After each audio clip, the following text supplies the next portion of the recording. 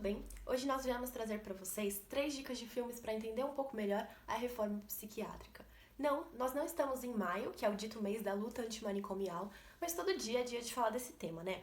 E recentemente nós tivemos essa discussão na nossa liga e gostaríamos de compartilhá-la com vocês.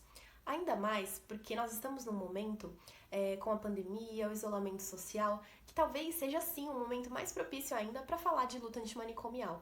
Há quem tenha feito comparações, por exemplo, com o fato de nós estarmos todos trancados dentro de casa, enfim, e como isso faz mal para a nossa saúde mental. Então, será que depois de todos esses meses de isolamento, a gente não consegue entender um pouco melhor por que a lógica manicomial e de trancar é tão problemática? Enfim, se você quer se contextualizar um pouco melhor sobre o que a gente está falando, dá uma olhadinha num post que nós fizemos em maio deste ano, falando sobre luta antimanicomial. Por hora, para a gente conseguir se contextualizar nos filmes, eu só queria retomar o conceito de que luta antimanicomial é um movimento social formado por diversas categorias da sociedade que luta pelos direitos das pessoas com algum tipo de sofrimento mental, né? E que aponta e critica as violações que eram feitas a essas pessoas, especialmente nos manicômios, né? Ligado a essa lógica hospitalocêntrica. E a reforma psiquiátrica seria justamente um processo ligado a esse movimento, mas mais das categorias da saúde, que além dessa crítica, propõe um novo modelo de cuidado e de sistema de saúde mesmo. Então, em oposição à lógica hospitalocêntrica, a gente tem agora uma lógica de cuidado em rede, né? Então, seriam vários serviços mais territoriais, mais comunitários, mais solidários, mais libertários, né? Então, como exemplo de aparelho dessa rede, a gente pode citar, por exemplo, o CAPS, o Centro de Atenção Psicossocial. Mas enfim, agora que nós estamos já situados, vamos aos filmes. O primeiro filme, Bicho de Sete Cabeças, de 2001, que é dirigido por Laís Bodansky e é estrelado por Rodrigo Santoro. Nesse filme, que é inspirado numa história real, do Canto dos Malditos, um livro autobiográfico do Austragésélio Carrano Bueno. Inclusive, vale muito a pena conhecer a história de vida pessoal do Austragésélio, que foi um nome importante para a luta antimanicomial aqui no Brasil. Mas voltando ao filme, ele conta a história de um adolescente, o Neto, que é enviado a um hospital psiquiátrico, né, pelo seu pai, depois que ele pega um cigarro de maconha nas coisas do filho.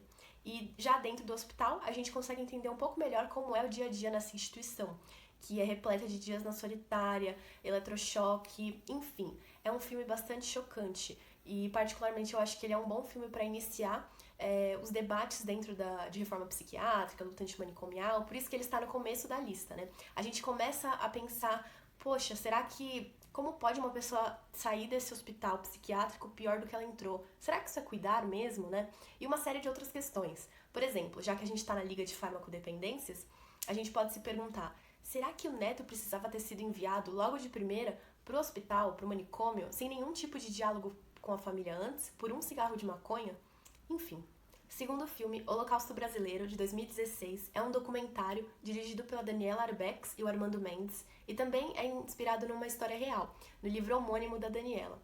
Nesse documentário, a gente é apresentado a história do Hospital Colônia em Barbacena, Minas Gerais, que foi um grande hospício do Brasil, né? O Basaglia, aquele psiquiatra famoso italiano, pela reforma psiquiátrica lá na Itália, quando ele veio visitar o Brasil na década de 70 e pôde...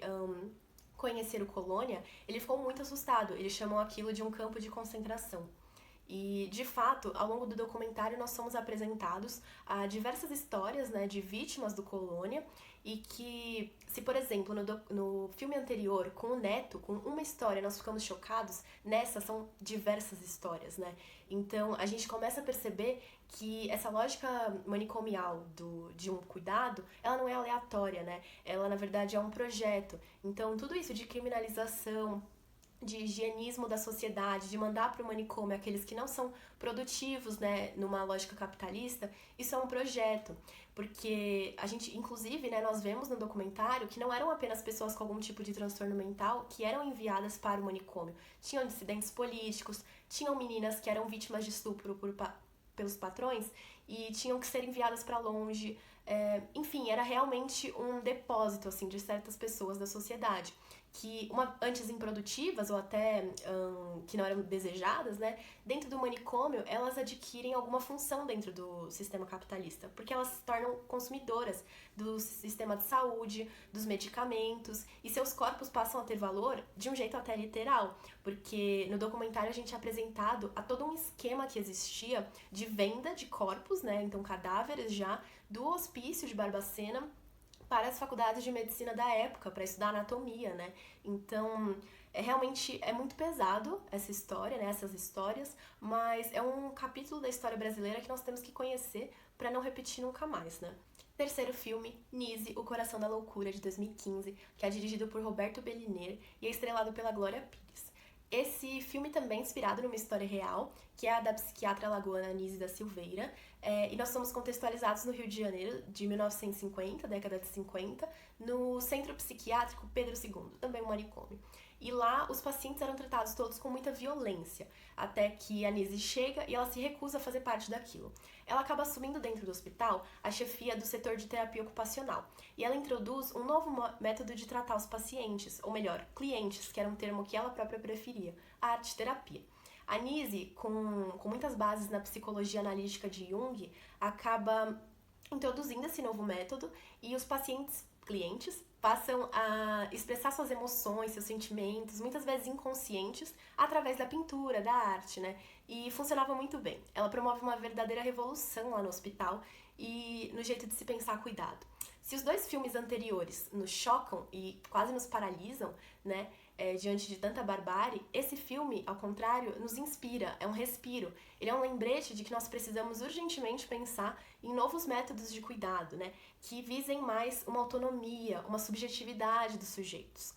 Então, é um filme muito bonito. Enfim, era isso que nós tínhamos para falar. Depois conta aqui pra gente se você gostou dos filmes, se algum você ainda não conhecia, se você indica outros sobre esse tema. E até a próxima!